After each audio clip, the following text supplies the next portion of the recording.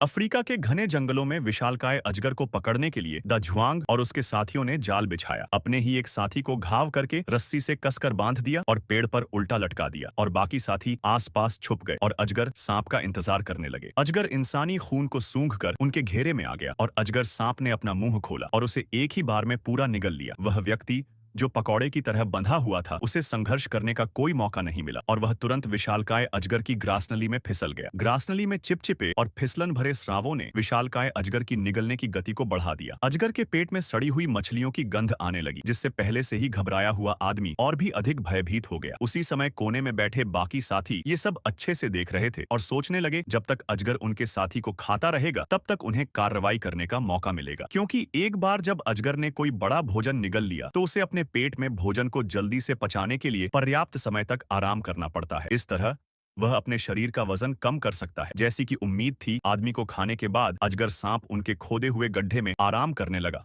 और हिला तक नहीं। वे उसे एक ही झटके में मार डालना चाहते थे। दा झुआंग और उसके साथियों ने बिना देरी किए लताओं से बने जाल को उठाया और धीरे धीरे सांप के गड्ढे की ओर बढ़ने लगे। आखिर पूरी तरह से उन्होंने जाल गड्ढे के ऊपर ढक दिया। उनका शोर सुनकर गड्ढे में मौजूद अजगर तुरंत जाग गया और उसने अपना विशाल सिर जोर से उठाया तथा लगातार संघर्ष करने लगा। पतला जाल विशालकाय अजगर की शक्ति से आगे पीछे झूल रहा था। जाल खींचने वाले लोगों को भी इधर उधर घसीटा गया। यह देखकर कि हर कोई गिरने वाला था, दा झुआंग ने जल्दी से जियो यूं को नारियल का तेल लाने और उसे मुड़ते हुए अजगर पर डालने के लिए बोला। जियो यूं ने ऐसा ही किया और तुरंत पास में रखी नारियल तेल की केन को गड्ढे में अजगर सांप के ऊपर डाल दिया और लाइटर निकालकर डरती डरती जलाने लगी। बार बार कोशिश करने पर भी लाइटर नहीं जला। बाकी साथी उसकी तरफ चिल्लाने लगे। लड़की पूरी तरह घबराई हुई थी, लेकिन उसकी सारी कोशिश नाकाम हो रही थी। जाल टूटने में थोड़ी ही कसर थी।